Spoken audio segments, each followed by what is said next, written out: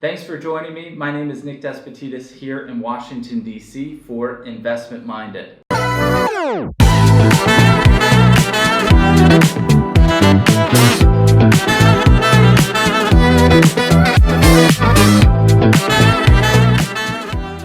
Get ready. I'm going to show you a way to get into a house with little to no money down. How can we do that? How can we get another house, or maybe it's our first house, and put less cash in the transaction? Find out today. Join me. We're going to go through some awesome stuff. The second thing is, why would you use an FHA loan? Why not conventional? What is the upside? Now, the upside is, in addition to the 3.5% down, which we calculated was only $12,500 for a $500,000 property, is that you could also get a multi-unit. Sure, Nick, but I have to put more down. No, that's not the case. You could actually put less, the same amount down, 3.5%, opposed to a conventional loan where you'd be forced to pony up 15%, which would be $75,000 compared to $12,500. That's a huge delta. Remember, keep the cash working for you. Another upside is that Kamala Harris just announced weeks ago that the FHA PMI went down from 0.85% to 0.55%. So it lowered by 30% decrease in PMI or fees that are assessed to FHA loans. So they just got cheaper and more competitive in a big way.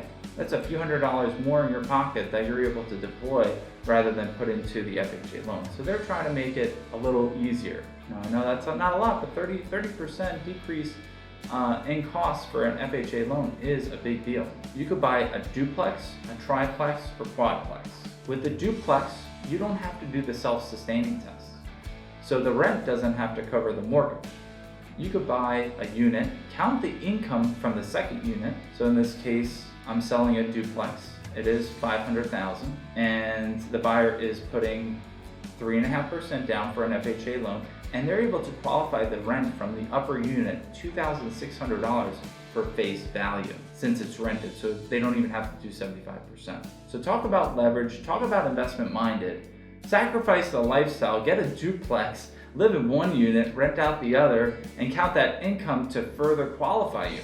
This buyer might have been able to qualify for $300,000, but now they can qualify for over $550,000 because of this rental component. So that, again, leverages and increases your ability to get a bigger asset, because you want to get the biggest house possible at the current moment that you could hold and sustain. Not a little tiny investment, we're talking big assets, right? We're not talking about few shares of Apple, we're talking hundreds of shares of Apple we're trying to acquire. Because the more shares we have, the more houses we have, the more likely it's going to go up in the future, right? If you have small shares, it's only going to go up a little bit.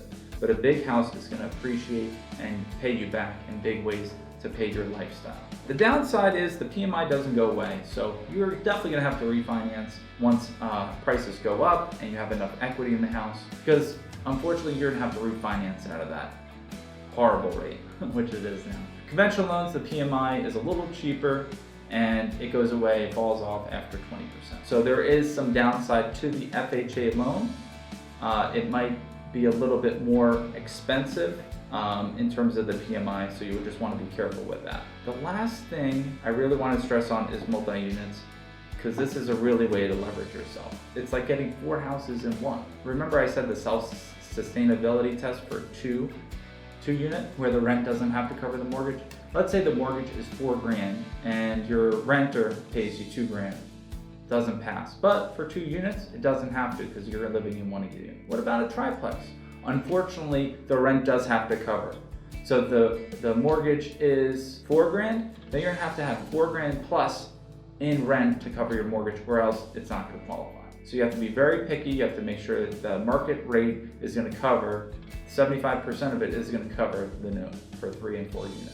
And if they're occupied units, they'll take them face value, but more than likely, like in DC, they're under rented. So you have to find someone that did a good job, increase the rent, and they're cash flowing. So thank you all for joining. This was The Talk about how to get into a house with little to no money, 3.5% down, and you can get your first, second, third, fourth house with an FHA loan. Remember, you do have to have an excuse why you're moving so many times, so be prepared to answer that question. So don't be afraid to comment, like, and subscribe to my channel, and also ask me questions about the FHA loans and other ways to get into a house with little to no money down. Thanks again for joining me, and I'll see you next time.